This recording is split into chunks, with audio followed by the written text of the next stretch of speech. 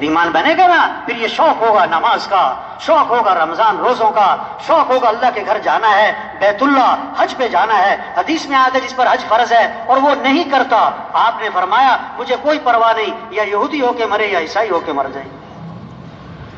یہ فکر کرنی ہے تبلیغ میں کہ کیسے نماز زندہ ہو، رمضان ہے تو روزہ زندہ ہو، ہاں کیسے ہر مسلمان زکات دینے والا، حج کرنے والا جس پر فرض ہے، ہر مسلمان دین سیکھنے والا بن جائے، شوق پیدا ہو، تاجر تجارت کے مسائل کو سیکھے، زمیندار زمیندارے کے مسائل کو سیکھے، مالدار مال سے متعلقہ احکام کو سیکھے، ہاں ڈاکٹر صاحب ڈاکٹری سے متعلقہ جو اللہ کے احکام ہیں اس کو سیکھیں۔ دین سیکھنے سے آتا ہے، بغیر سیکھے نہیں آتا۔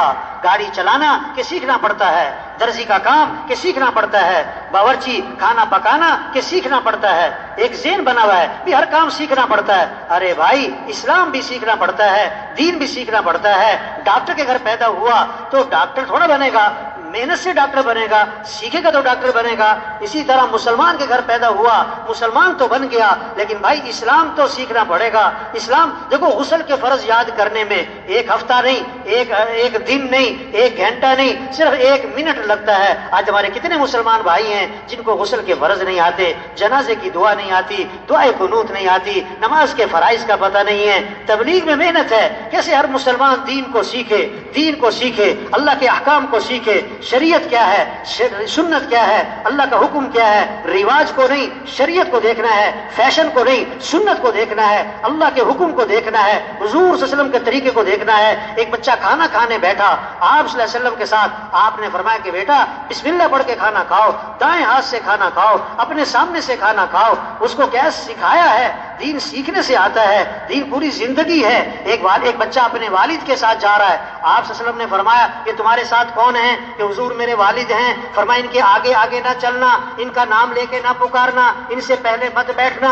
اسلام ایک خوبصورت زندگی کا نام ہے۔ یہ محنت ہو رہی تبلیغ میں، ہر مسلمان دین کو سیکھے، اسلام کو سیکھے، اعمال کے فضائل کو سیکھیں، تاکہ اعمال کا شوق پیدا ہو، گھروں میں تعلیم ہو، مسجدوں میں تعلیم ہو، تعلیم کے حلقے ہوں، ہر مسلمان تعلیم کے حلقے میں بیٹھے، اعمال کے فضائل کو سنیں تاکہ اعمال کا شوق پیدا ہو جائے، گناہ کے نقصان کو سنیں تاکہ گناہوں سے نفرت پیدا ہو جائے۔ آج مال کا نفع جانتے ہیں، چیزوں کا نفع جانتے ہیں، اس لیے چیزوں کا شوق ہے، اعمال کا نفع نہیں جانتے، اس لیے اعمال کا شوق نہیں ہے۔ حضور صلی اللہ علیہ وسلم نے اعمال کا شوق دلایا ہے، اعمال کا نفع بتلایا ہے۔ تبلیغ میں یہ محنت ہو رہی، کیسے یہ بات دلوں میں اتر جائے کہ زندگی مال سے نہیں بنتی، زندگی اعمال سے بنتی ہے۔ کامیابی کا تعلق مال سے نہیں ہے، کامیابی کا تعلق اعمال سے ہے۔ اللہ کی جو مدد ہے مال والوں کے ساتھ نہیں ہے، اللہ کی مدد اعمال والوں کے ساتھ ہے۔ اللہ نے مال سب کو نہیں دیا، اعمال سب کو دیے ہیں۔ ہر آدمی مال والا نہیں بن سکتا، ہر آدمی اعمال والا بن سکتا ہے۔ سرمایہ وہ نہیں ہے جو موت پر چھوٹ جائے، سرمایہ وہ ہے جو موت پر ساتھ جائے۔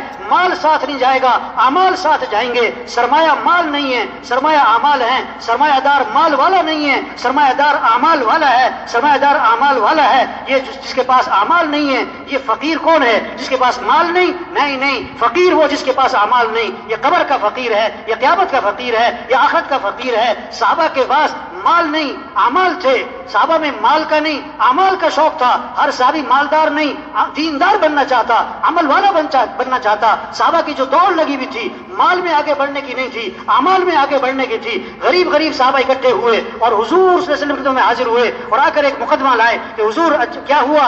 کہ حضور یہ مالدار بھائی ہم سے آگے نکل رہے، ہم پیچھے رہ گئے۔ وہ کیسے بھائی؟ وہ نماز پڑھتے ہیں، ہم نماز پڑھتے ہیں، برابر ہے۔ وہ روزہ رکھتے ہیں، ہم روزہ رکھتے ہیں، برابر ہے۔ ان کے پاس مال ہے، یہ اللہ کے راستے میں خرچ کرتے ہیں۔ یہ کیا ہے؟ یہ غلاموں کو آزاد کرتے ہیں، خرید کے آزاد کرتے ہیں۔ ہمارے پاس مال کوئی نہیں، ہم اللہ کے راستے میں خرچ نہیں کر سکتے، تو خرچ کرنے کے عمل میں یہ ہم سے آگے نکل رہے، یہ پریشانی لے کر آئے۔ آپ نے فرمایا میں تمہیں ایسا عمل بتلاتا ہوں جو اس عمل کو کرے گا اس سے آگے کوئی نکل نہیں سکے گا، اتنا اجر کمائے گا، اس کے برابر کوئی پہنچ نہ سکے گا۔ وہ کیا ہے؟ فرض نماز کے بعد 33 مرتبہ سبحان اللہ، 33 مرتبہ الحمدللہ، 34 مرتبہ اللہ اکبر، جو یہ پڑھے گا اس کے برابر کوئی پہنچ نہیں سکے گا۔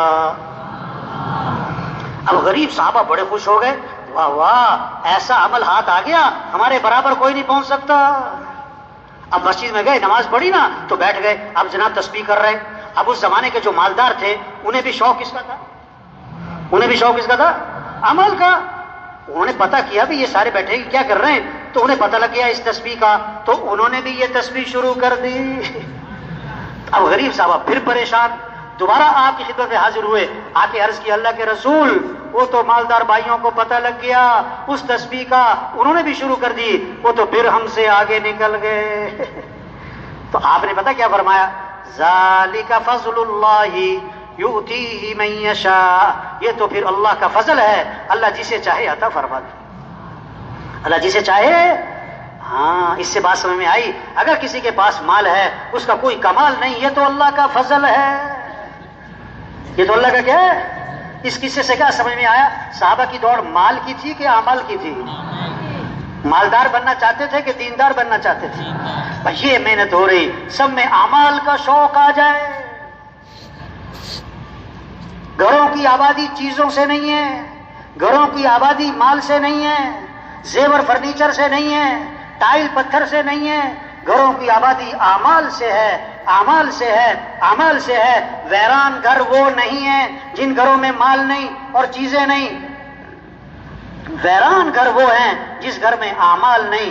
صحابہ کے گھر چیزوں سے خالی تھے اور اعمال سے، بولو بھائی، بھرے ہوئے تھے۔ آج گھر چیزوں سے بھرتے جا رہے اور اعمال سے کیا ہو رہے؟ اعمال سے کیا ہو رہے؟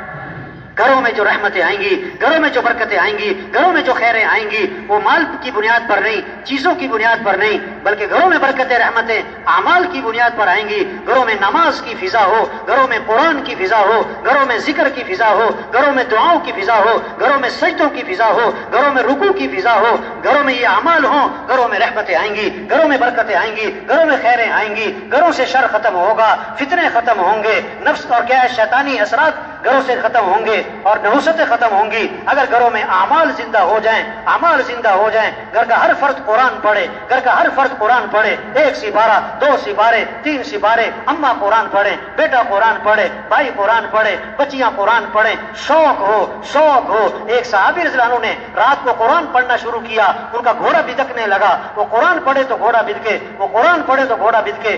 بیٹا ساتھ سو رہا، ڈر لگا کہ گھوڑے کا پاؤں بیٹے پر نہ آ جائے۔ جب سلام پھیرا کہ گھوڑا کیوں بھدک رہا ہے، دیکھا تو آسمان پر ایک نور ہے سفید بادل کی طرح اور آسمان کی طرف اٹھتا چلا گیا۔ اب یہ کیا ہے؟ پتہ نہیں کیا ہے۔ آپ کی خدمت میں حاضر ہوئے، سارا قصہ سنا کر دریافت کیا کہ اللہ کے رسول یہ کیا تھا آسمان پہ؟ آپ نے فرمایا یہ آسمان سے فرشتے اترے تھے تمہارا قرآن سننے کے لیے۔ اگر تم صبح تک پڑھتے رہتے تو آج ساری دنیا فرشتوں کو دیکھ لیتی۔ ہاں آپ صلی اللہ علیہ وسلم نے فرمایا جس گھر میں سورہ بقرہ پڑھی جاتی ہے شیطان اس گھر سے بھاگ جاتا ہے، چلا نہیں جاتا، بھاگ جاتا ہے۔ ہاں قرآن کا شوق۔ ایک آدمی کہنے لگا کہ مولانا صاحب بڑی پریشانی ہے، بڑی پریشانی ہے، کوئی وظیفہ تو بتاؤ، کوئی وظیفہ تو بتاؤ۔ اس سے کہا بھئی آپ روزانہ قرآن پاک کی تلاوت اہتمام سے کیا کریں، روزانہ قرآن پاک کی تلاوت اہتمام سے کیا کریں۔ کہنے لگا ہاں قرآن بڑی اچھی بات ہے لیکن کوئی وظیفہ تو بتاؤ۔ کیا ہے کوئی وظیفہ تو؟ ارے قرآن کا شوق پیدا ہو، ذکر کا شوق پیدا ہو۔ الا بذکر اللہ تطمئن القلوب۔ کان کھول کے سنو کہ دلوں کا اطمینان کس میں ہے؟ اللہ کی یاد میں۔